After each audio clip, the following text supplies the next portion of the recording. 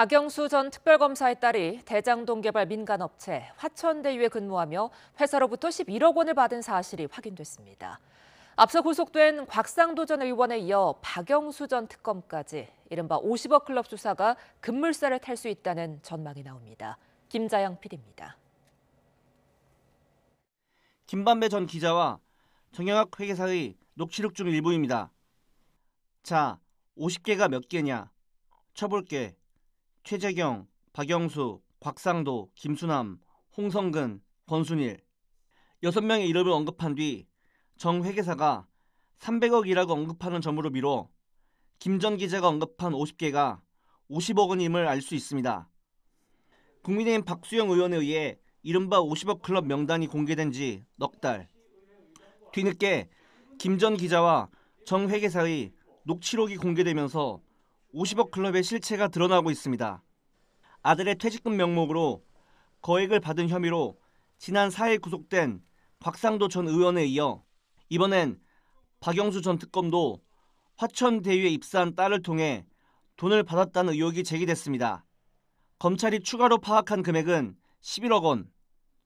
지난 2019년 9월부터 2021년 2월까지 5차례에 걸쳐 11억 원이 박 전 특검의 딸의 계좌로 지급된 사실을 확인한 겁니다. 6천여만 원의 연봉과 별개의 돈입니다.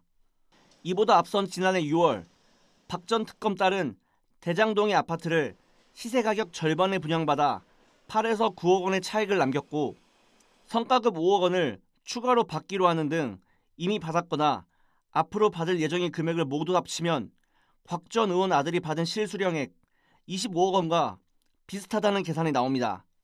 화천대유가 박 전 특검에게도 곽 전 의원과 비슷한 금액의 돈을 전달한 게 아니냐는 의혹이 나오는 이유입니다. 뉴스가 있는 저녁 제작진은 화천대유에 근무하는 박 전 특검의 딸을 만나기 위해 회사를 직접 찾아갔습니다. 취재를 의식한 듯 회사 내부를 비추는 유리는 모두 가려져 있습니다.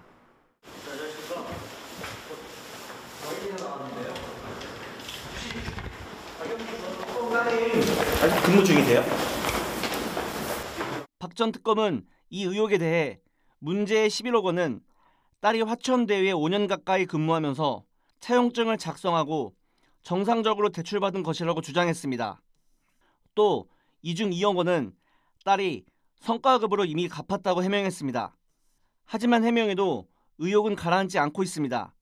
화천대유로부터 돈을 빌린 다른 직원의 경우 금액이 1에서 2억 원에 불과하고 변제 기간도 1년 이내 단기 대출이었다는 점에서 박 전 특검 딸과 차이가 있습니다. 임원이 아닌 직원에 불과한 박 씨가 여러 차례에 걸쳐 11억 원이라는 큰 돈을 받은 것 자체가 상식적이지 않다는 지적이 나옵니다. 특히 박 전 특검 딸이 돈을 받은 시점이 화천대유가 막대한 배당 이익을 받은 직후라는 점도 눈에 띄는 대목입니다. 전문가들은 법을 잘 아는 박 전 특검이 빠져나갈 구멍을 미리 만들어 놓은 것이 아니냐는 의혹도 제기합니다.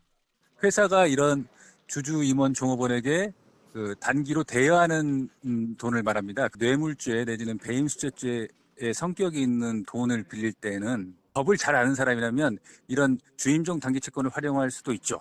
예를 들어서 돈을 한 11억 원이든 얼마든 이렇게 큰 돈을 빌리고 나서 퇴직금이다 해가지고 성과급이다 해가지고 상계 처리를 하고 돈을 회사에 다시 돌려주지 않아도 그냥 가질 수 있게 되는군요.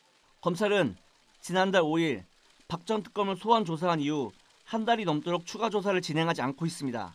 하지만 앞서 곽 전 의원 구속을 계기로 박 전 특검에 대한 수사도 한층 속도를 내지 않겠느냐는 전망이 나옵니다.